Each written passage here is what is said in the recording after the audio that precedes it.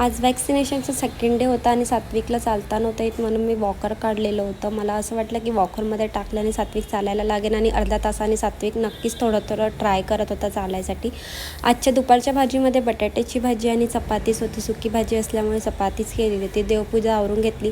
2 तासापासून बाबांसोबत फिरायला गेलेला सात्विकसुद्धा घरी आलेला होता आणि आपला स्वतःचा गॉगल स्वतःच काढायला शिकलेला. हे बघून मला खूप आनंद वाटत होता.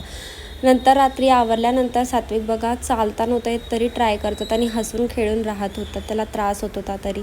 मग त्याला मी मुरमुरे खायला दिले आणि रात्री आम्ही बाहेर पडलो. बाहेर पडल्यानंतर आम्हाला गौरवदादा भेटलेला, कारण हे सगळे खेळत होते.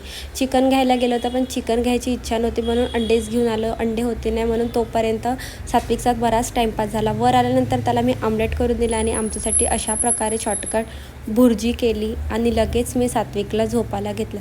सात्विक झोपला. त्याच्यानंतर त्याचा पप्पा आला. पप्पा पण इतका दमलेला होता. आज त्याचा असा फेस झालेला होता, दमला होता. त्यामुळे मला पण असं वाटलं की माझा नवरा खूप काम करून आलेला आहे. नंतर सात्विकला 12 वाजले होते आणि बाबांसोबत खेळायची इच्छा होती म्हणून त्यांनी हे सगळं खेळणे काढले होते. खूप खेळला.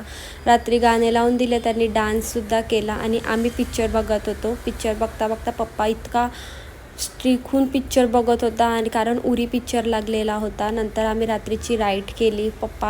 पप्पा आम्हाला नेत तर नव्हता बट आम्ही त्याची इच्छा नसून पण त्याला नेलं आणि लिफ्टमध्ये सुद्धा या दोघांची मस्ती संपत नाही. घरी आलो, दूध पिलो आणि असा संपला दिवस. बाय.